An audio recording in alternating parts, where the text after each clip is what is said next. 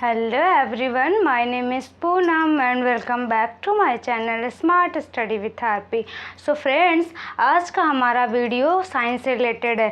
Science में बात करी जाए तो हम लोगों का टॉपिक चल रहा था, ये चैप्टर जो चल रहा था वो था रेस्पिरेटरी सिस्टम यानी श्वसन तंत्र, ठीक है, जिसमें हम लोगों ने पिछले वीडियो में रेस्पिरेशन किसे कहते हैं यानी श्वसन किसे कहते हैं, ब्रीदिंग क्या होती है, ठीक है, ब्रीदिंग किसे कहते हैं, कैसे गैस का परिवहन होता है इधर उधर, है ना, और कितनी प्रकार के रेस्पिरेशन होते हैं, ठीक है, उसके बारे में और व्यू जाना था। ठीक है, आज का हमारा वीडियो श्वसन अंगों के बारे में, जो भी विभिन्न जीव हैं उनमें जो जो इम्पोर्टेंट क्वेश्चन है जिनसे पूछा जाता है कि उनका श्वसन अंग कौन सा, उसके बारे में है, ठीक है।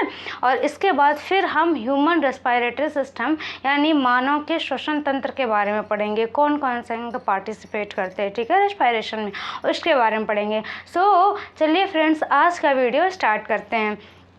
फ्रेंड्स, यदि मैं आपसे पूछूं कि हम लोग यानी मनुष्य जो है वो किस अंग से सांस लेता है, तो आप क्या बताएंगे? इनमें आपसे पूछूं मुंह से सांस लेता है या नाक से सांस लेता है, क्या बताएंगे? एक बार सोच के देखिए। सोच लिया? ठीक है, देखिए, यदि आपके दिमाग में आया कि हम मुंह से सांस लेते हैं या आपके दिमाग में आया कि हम नाक से सांस लेते हैं, तो मैं आपको बता दूं दोनों के दोनों आंसर आपके गलत हैं। क्यों, ये समझते हैं। देखिए, हम ना ही नाक से सांस लेते हैं ना ही मुंह से सांस लेते हैं। हमारा जो श्वसन अंग है वो है फेफड़ा। तो आपको सुनकर बड़ा ही अचंभव लग रहा होगा, हाँ फेफड़ा है तो नाक क्या है फिर? तो आपको बता दूं, जो नाक और मुंह है, मुंह से भी हम कभी कभी वायु को ग्रहण करते हैं, ठीक है। सो जो नाक और मुंह है ये क्या है, एक पाथ हैं, एक मार्ग हैं वायु के, ना कि श्वसन अंग हैं। अब समझ में आया आपको? आपके नाक और मुंह को बंद कर दिया जाए, ठीक है, कंप्लीटली रूप से, और यहाँ पर छेद कर दिया जाए तो भी आप सांस लेंगे, है ना, तो भी आप सांस लेंगे, आप मरेंगे नहीं। आपने ये चीज़ देखी होगी ना, जिन लोगों के नाक या मुंह में कोई प्रॉब्लम हो जाती है तो पाइप नली के द्वारा सांस भेजी जाती है ना, यानी ये क्या है, एक प्रकार के सिर्फ वे हैं, यानी एक रास्ता है, एक मार्ग है वायु के जाने का, ना कि श्वसन अंग है। अब एग्जाम्पल में समझते हैं, कोरोना का जब टाइम पीरियड चल रहा था, यदि नाक और मुंह हमारे क्या होते, श्वसन अंग होते, तो लंग्स क्यों अफेक्टेड होता? क्यों? क्योंकि कोरोना में जो था वो लंग्स अफेक्टेड हो रहा, हमारा फेफड़ा प्रभावित हो रहा था ना, तभी तो हम लोग सांस नहीं ले पा रहे थे, मर जा रहे थे। क्यों? उसका कारण क्या था? अभी जब वहाँ लंग्स के बारे में पढ़ेंगे ना तो वो भी बताएंगे, ठीक है, ह्यूमन रेस्पिरेटरी सिस्टम में। अभी हम श्वसन अंगों के बारे में पढ़ रहे हैं तो वो वहाँ देख लेते हैं, ठीक है। देखिए, मैंने कहा कि जब कोरोना का टाइम पीरियड चल रहा था तब क्या था कि हमारा लंग्स अफेक्ट हो रहा था। क्यों अफेक्ट हो रहा था? क्योंकि हम लंग्स से ही प्रॉपर्ली सांस लेते हैं। हमारा जो श्वसन अंग है वो लंग्स है, ना कि हमारा श्वसन अंग क्या है, लंग्स है, ना कि नाक है। नाक और मुंह, कभी भी हम जब वायु मुंह से ग्रहण करते हैं तो नाक और मुंह क्या है, ये एक पाथ है, एक मार्ग है वायु के जाने के। अगर जो कोरोना हुआ था, है ना, अगर लंग्स को, मतलब कि वो लंग्स को अफेक्ट कर रहा था, अगर नाक और मुंह होता तो लंग्स पे अफेक्ट ही ना करता। हम ऐसे वायु को लेते, बाहर कर देते, है ना, लिया और छिनक दिया बाहर, काम खत्म, कोरोना खत्म हो गया, है ना। तो आपको ये चीज़ समझ में आया कि नाक और मुंह सिर्फ क्या है, हमारे श्वसन के श्वसन के क्या है, मार्ग हैं, श्वसन अंग नहीं है। ये क्वेश्चन पूछा भी गया और पूछा जा सकता है कि हमारा श्वसन अंग कौन सा है, ह्यूमन का यानी मानव का श्वसन अंग कौन सा है। ऑप्शन में नाक दे दे, मुंह दे दे, फेफड़ा दे दे, इनमें से कोई नहीं, तो आप क्या लगाएंगे? एक बार सोच के देखिए, है ना। तो आपको अब पता हो गया होगा कि नाक और मुंह क्या है, श्वसन मार्ग है, ना कि श्वसन अंग है, ठीक है। श्वसन अंग जो है वो क्या है, लंग्स है, ठीक है। तो वही चीज़ मैंने यहाँ लिखा है कि जितने सारे स्तनधारी होते हैं, स्तनधारी को इंग्लिश में मैमल्स बोलते हैं, ठीक है। जितने सारे स्तनधारी होते हैं उसमें जो श्वसन अंग होता है वो होता है लंग्स। तो आपको ये चीज़ तो समझ में आई होगी कि लंग्स मतलब फेफड़ा होता है और स्तनधारी मैंने रट लिया। अब किसी को पता है तो अच्छी बात है, क्योंकि ऐसा नहीं है, बहुत लोगों को पता होगा। लेकिन मैं एक चीज़ और क्लियर कर दूं यहाँ पे, स्तनधारी को इंग्लिश में मैमल्स बोलते हैं। इसको और भी बहुत ही आसान लैंग्वेज में समझते हैं। देखिए, स्तनधारी का मतलब होता है वो जीव जो अपने बच्चे को दूध पिलाते हों। अब आइए थोड़ा और आसान लैंग्वेज में समझते हैं। देखिए, नाम क्या है आपको दिख रहा है? स्तनधारी। स्तनधारी, देखिए इसका मतलब क्या हुआ? स्तन को धारण करने वाला, है ना। स्तनधारी मतलब इस दो वर्ड को अलग अलग करेंगे तो क्या समझ में आएगा? जिन जीवों में स्तन प्रेजेंट होता है, यानी स्तन को धारण करने वाले क्या कहलाते हैं? स्तनधारी कहलाते हैं। अब समझिए, तो एक चीज़ दिमाग में आती है कि मैंने पढ़ा कि स्तनधारी वो होते हैं जो अपने बच्चे को दूध पिलाते हैं, और यहाँ पर समझा स्तन को धारण करने वाले। तो मेल एंड फीमेल में भी बात आ जाती है ना, दिमाग में आता नहीं कि अच्छा ठीक है, दूध तो सिर्फ फीमेल ही पिलाती है ना, मेल तो ऐसा कुछ होता नहीं है ना। तो क्या मेल स्तनधारी में नहीं आएंगे? जी आएंगे, ठीक है, मेल भी स्तनधारी में आएंगे। देखिए, जब छोटे होते हैं, चाहे वो मेल हो चाहे फीमेल हो, जब वो छोटे होते हैं ना, तब क्या होता है, दोनों के जो स्तन होते हैं वो सेम होते हैं। लेकिन जब जैसे ही 13 साल से अबव की एज होती है, तो जो फीमेल होती है उसमें स्तन ग्लैंड प्रेजेंट होती है, ग्रंथियाँ प्रेजेंट होती हैं, जिसके कारण इनमें क्या होता है, मिल्क का फॉर्मेशन होने लगता है। और जो मेल हैं उनमें स्तन ग्लैंड्स नहीं प्रेजेंट होती। इस वजह से स्तन ग्लैंड का मतलब समझ रहे हैं? स्तन ग्रंथियाँ, दूध बनाने वाली ग्रंथियाँ, ठीक है, मिल्क फॉर्मेशन करने वाली ग्रंथियाँ प्रेजेंट होती है। किसमें? फीमेल में। मेल में नहीं प्रेजेंट होती, इसलिए वहाँ पर उसका विकास नहीं होता है। और फीमेल में क्या होता है? स्तन ग्लैंड प्रेजेंट होती है, इसलिए यहाँ पर किसका? मिल्क का फॉर्मेशन होता है, ठीक है, दूध का निर्माण होता है। तो आपको समझ में स्तनधारी का मतलब? अब दिमाग में ये नहीं आना चाहिए कि मैंने बताया कि स्तनधारी मतलब वो जीव जो अपने बच्चे को दूध पिलाते हैं, और यहाँ मैंने बता दिया कि स्तनधारी मतलब स्तन धारण करने वाले। तो स्तन मेल में भी होता है, फीमेल में भी होता है। तो जो दूध पिलाते हैं सिर्फ क्या वही स्तनधारी कहलाएंगे? जो दूध नहीं पिलाते वो नहीं होंगे? तो नहीं, वो भी होंगे। वो स्टार्टिंग में तो सारी चीज़ें सेम ही होती है, बस वहाँ पे स्तन ग्लैंड का फॉर्मेशन हो जाता है ना। तो आपको ये चीज़ समझ में आई होगी। तो मैंने बताया कि जितने सारे स्तनधारी हैं, जितने सारे मैमल्स हैं, ठीक है, मैमल्स में जो श्वसन अंग होता है वो लंग्स होता है, ठीक है। नाक, मुंह, ये सब क्या है हमारे? ये सिर्फ मार्ग हैं वायु को ग्रहण करने के, ठीक है। आगे बात करते हैं, मछली की बात करते हैं। मछली, फिश, ठीक है, जितने सारे एक्वाटिक एनिमल होते हैं, एक्वाटिक का मतलब समझ रहे हैं? जलीय जीव, ठीक है। जितने सारे एक्वाटिक एनिमल होते हैं यानी जलीय जीव होते हैं ना, उनमें जो श्वसन अंग होता है वो होता है गिल्स, ठीक है। जैसे एग्जांपल में फिश, ठीक है, फिश की बात करें तो फिश में प्रेजेंट होते हैं गिल्स, लंग्स नहीं होता है। मैंने इसको जब सिंगल सर्कुलेशन ब्लड का बताया था, यानी कि एकल रक्त परिसंचरण बताया था, तो वहाँ पे डायग्राम के थ्रू बताया था कि इसमें क्या होता है, शुद्ध और अशुद्ध वाला प्रोसेस ही नहीं होता, ब्लड का प्योरिफिकेशन ही नहीं होता। जैसे आता वैसे नीले से बाहर, जैसे आता वैसे नीले से बाहर, क्योंकि एक अलिंद एक नीले ही प्रेजेंट होता है, ठीक है। फिश में क्या होता है, लंग्स नहीं प्रेजेंट होता है, और लंग्स नहीं होता तो सांस किससे लेती हैं, तो ये सांस लेती हैं गिल्स से। जो फिश का मुंह होता है ना, जहाँ पे ये वाला साइड होता है, तो यहीं पर यहाँ पर गिल्स प्रेजेंट होती है, ठीक है। इनको क्लोम भी कहा जाता है, और हिंदी में गिल्स को गलफड़ कहा जाता है, ठीक है। तो मछली किससे सांस लेती है, गलफड़ों से लेती है। जितने सारे एक्वाटिक एनिमल हैं वो किससे लेते हैं, यानी जलीय जीव जो हैं उनका श्वसन अंग होता है गलफड़ यानी गिल्स, ठीक है। इंग्लिश में गिल्स बोलते हैं, गलफड़ बोलते हैं, और क्लोम भी बोला जाता है, ठीक है।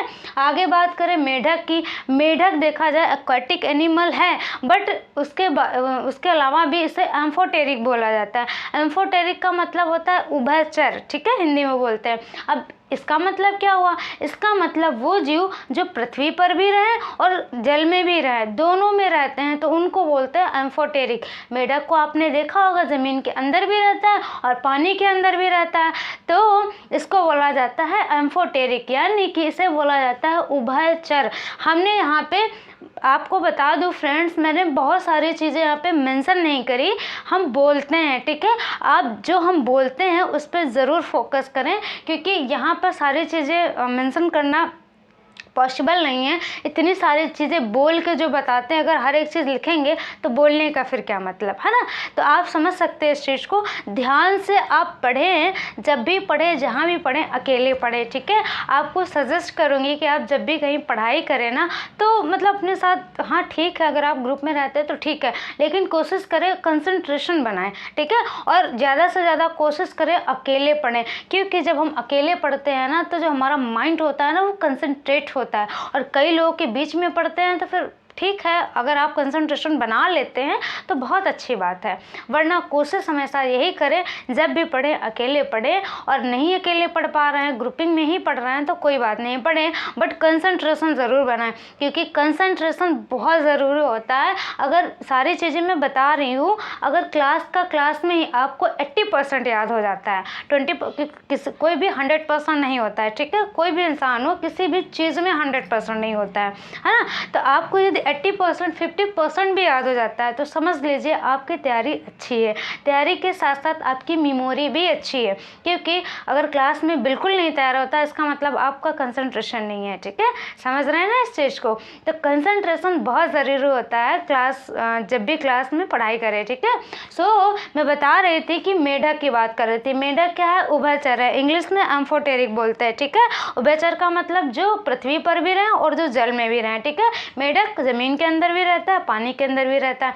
अब बात करते हैं मेढक में श्वसन अंग कौन सा है। तो मेढक में 3 प्रकार के स्टेजेस होती हैं। एक होता है टैडपोल स्टेज। टैडपोल का मतलब होता है जब वो बच्चा रहता है, ठीक है। बच्चा जब रहता है ना, तो ये मछली के तरीके ही दिखता है। कौन? मेढक, ठीक है।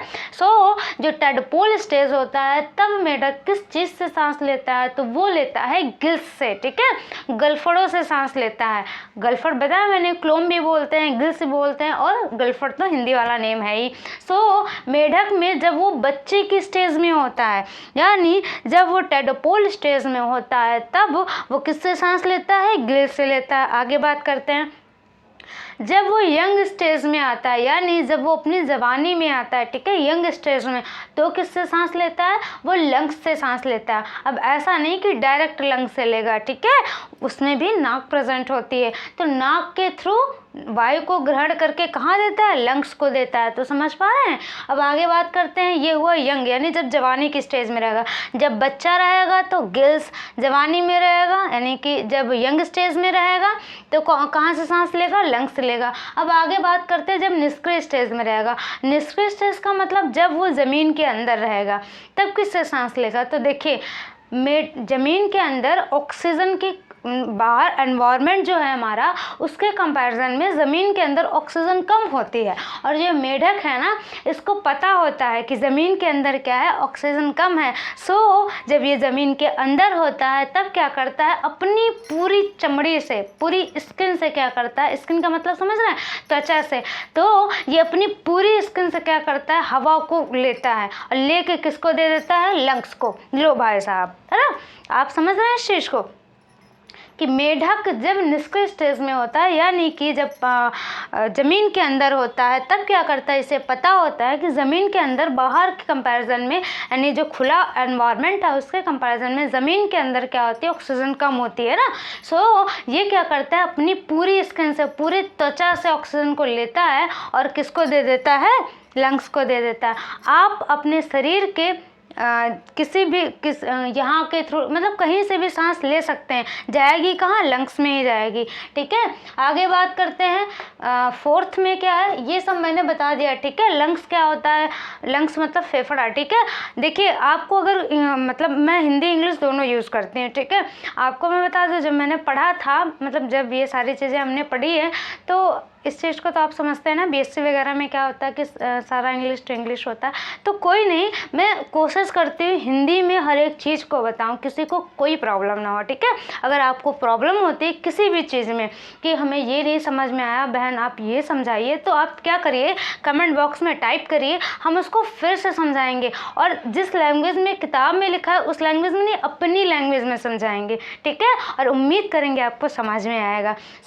हम आगे बात करते हैं कीड़े मकोड़े इंसेक्ट जिसे बोलते हैं, ठीक है, इंसेक्ट क्लास के जितने सारे कीड़े मकोड़े होते हैं उनमें जो श्वसन अंग होता है वो होता है ट्रैकिया। अब ट्रैकिया क्या होता है, तो देखिए कीड़े मकोड़े जो होते हैं ना वो अपने मुंह से सांस नहीं लेते। सबसे पहली चीज़ तो आपको सुन के थोड़ा सा अचंभा होता होगा कि मुंह से नहीं लेते तो लेते कहाँ हैं। तो देखिए जो कीड़े होते हैं वो ऐसे चलते हैं ना, झुक के चलते हैं ना, तो उनके सीने में, यहाँ सीने में क्या होता है, 2 छेद होते हैं। क्या होते हैं, 2 छेद प्रेजेंट होते हैं।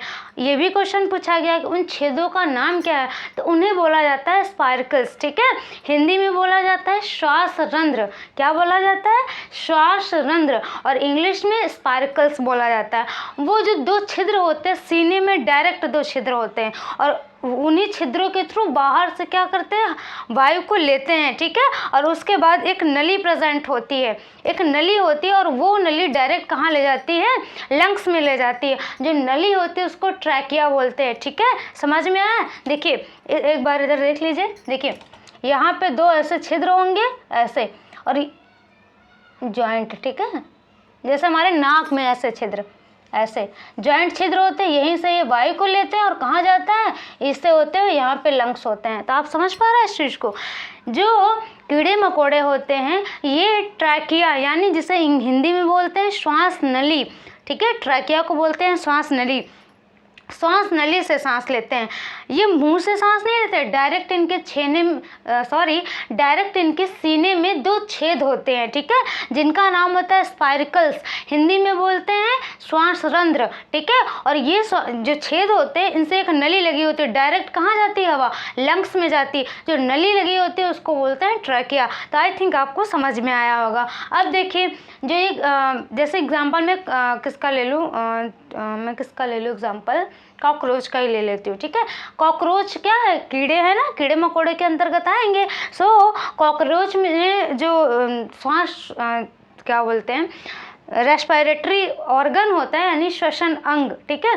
फ्रेंड्स मैंने बताया ना कि मुझे हिंदी मतलब इतनी जल्दी दिमाग में नहीं आती, लेकिन इंग्लिश वाला फटाक से आ जाता है। लेकिन कोई नहीं, जो इंसेक्ट होते हैं उसमें जो श्वसन अंग होता है, यानी रेस्पिरेटरी जो ऑर्गन होता है वो होता है ट्रैकिया, ठीक है। ट्रैकिया आगे की तरफ 2 छेदों में खुला होता है। यहाँ पे 2 छिद्र ऐसे होते हैं जिनको स्पार्कल्स बोलते हैं। मैंने इस चीज़ को बताया। अब देखिए मैंने एग्जाम्पल लिया कॉकरोच का, तो कॉकरोच ऐसे करके चलता है ना, यहाँ पे छेद होते हैं, डायरेक्ट यहाँ पे लेता है। आप यदि कॉकरोच के सर को काट देंगे, ठीक है, तो वो मरेगा नहीं। क्यों नहीं मरेगा, आप अगर उसके सर को काट देंगे ना तो ऐसे खड़ा रहेगा, जब आप चले जाएंगे ना तब वो जाएगा और सोचेगा गधा मेरा सर काट दिया, है ना। तो वो फिर क्या करेगा, देखिए जब उसका सर कट जाएगा ना तो वो 11 दिन तक जिंदा रहेगा। वो 11 दिन तक जिंदा रहेगा, मरेगा नहीं। मरेगा कब, जब उसको भूख लगेगी, क्योंकि वो खाना कहाँ से खाएगा, आपने उसका शरीर काट दिया, वो खाना कहाँ से खाएगा। वो सांस के मारे नहीं मरेगा, वो मरेगा किसके कारण, भूख के कारण मरेगा, ठीक है। यानी सांस लेने के कारण नहीं मरेगा, क्योंकि मुंह से वो सांस ले ही नहीं रहा था, वो तो ले रहा था डायरेक्ट छेद से, 2 छिद्र जो प्रेजेंट है, और उसके बाद वहाँ पे श्वास नली होती है, ट्रैकिया से ले रहा था। मरेगा नहीं, ठीक है। और एक चीज़ और मैंने बताया था, जो इंसेक्ट होते हैं यानी जो कीट होते हैं उनके बाहर की तरफ कंकाल प्रेजेंट होता है ना। तो अगर आप उनको मतलब मार भी बाहर से थोड़ा सा दाब वाब दे देंगे ना तो उनका कंकाल जो होगा टूट जाएगा। तो मतलब ऐसा ऐसा करके चलेंगे, समझ रहे हैं आप, है ना, झुलस के पूरा चलेंगे, लेकिन चलेंगे क्योंकि बाहर उनके कंकाल है वो टूटा है, वो थोड़ा ना मरे हैं। आपको समझ में आया कि जो इंसेक्ट होते हैं वो किससे सांस लेते हैं, तो ट्रैकिया से लेते हैं। यहाँ पे एग्जाम्पल बोल रही हूँ मैं, एक बहुत इंपॉर्टेंट क्वेश्चन पूछ लिया जाता है, वैसे यहाँ पे सारे ही इंपॉर्टेंट है। बिच्छू किससे सांस लेता है, तो बिच्छू लेता है बुक लंग्स से, ठीक है। ये भी ट्रैकिया के जैसा ही ऑर्गन होता है। आगे बात करें, बिच्छू बुक लंग्स लेता है सांस। केचुआ की बात करें तो केचुआ अपनी जो मॉइस्ट स्किन होती है, नम स्किन होती है, त्वचा होती है, उससे सांस लेता है। आगे बात करें रेप्टाइल्स, जितने सारे रेंगने वाले जीव हैं वो सब किससे सांस लेते हैं, तो लंग्स से लेते हैं। और बर्ड जितने सारे पक्षी वर्ग हैं सारे के सारे किससे सांस लेते हैं? By lungs. तो रेप्टाइल्स हो गया, बर्ड्स हो गया, स्तनधारी हो गए, ये सब किससे सांस लेते हैं? लंग्स से लेते हैं। और यहाँ पे दिमाग में अपने रखना, कछुआ जो होता है यानी कि कछुआ जो होता है और व्हेल मछली ये स्तनधारी के अंतर्गत आएंगे। ठीक है, यहाँ पे क्या होता है? यहाँ पे ये लंग से सांस लेते हैं। ठीक है, सो ये था हमारा आज का वीडियो। एक बार पूरा क्विकली रिवाइज कर लेते हैं। जो हम इनको और इसको एक साथ करेंगे। स्तनधारी बर्ड्स हो गया यानी पक्षी वर्ग हो गया, रेप्टाइल्स हो गया, रेंगने वाले सारे जो किससे सांस लेते हैं? लंग से सांस लेते हैं। आगे बात करते हैं जो एक्वाटिक एनिमल हैं जो जल में रहते हैं वो किससे सांस लेते हैं? तो वो सांस लेते हैं गिल से यानी फेफड़ों से, गलफड़ों से लेते हैं। ठीक है, जिसे क्या बोलते हैं? क्लोम भी कहते हैं। मेढक की बात करें, ये एम्फोटेरिक होता है यानी कि उभयचर होता है, ये किससे सांस लेता है? इसकी तीन स्टेज होती है। टैडपोल स्टेज में ये किससे सांस लेता है? गिल से लेता है। जब ये टैडपोल मतलब बच्चा के स्टेज में होता है, जब ये बड़ा होता है अपनी जवानी की स्टेज में आता है यानी यंग स्टेज में किससे सांस लेता है? लंग से लेता है। उसके बाद जब ये निष्क्रिय स्टेज में आता है यानी जमीन के अंदर होता है, तब ये अपनी स्किन के द्वारा सांस को लेके देता लंग्स को ये, लेकिन यहाँ पे कहा जाता है कि वो स्किन से सांस लेता है। ठीक है, अब आगे बात करते हैं कीड़े मकोड़े की यानी जो इंसेक्ट वगैरह होते हैं ये किससे सांस लेते हैं? तो इंसेक्ट की जो सांस लेने वाला अंग है वो कौन सा है? जो अब क्यों हम सांस नली बोल रहे हैं? क्योंकि जो सांस नली है ना ट्रैकिया के थ्रू ही जा रहा है। ठीक है, सो जो कीड़े मकोड़े हैं यानी जो इंसेक्ट हैं उसमें जो श्वसन अंग है वो क्या है? ट्रैकिया है। आगे बात करते हैं बिच्छू की। बिच्छू क्या करता है? तो बिच्छू में जो श्वसन अंग है वो है book lung.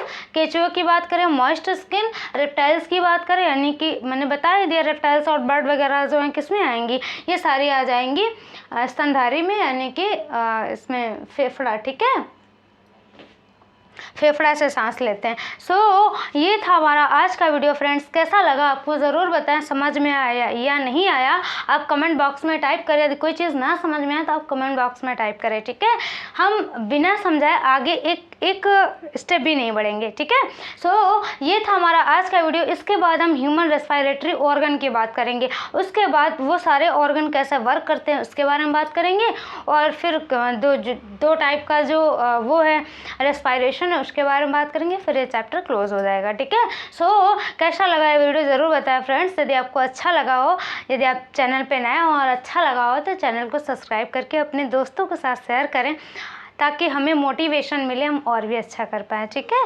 So thank you for watching my friends, thank you for watching my video friends.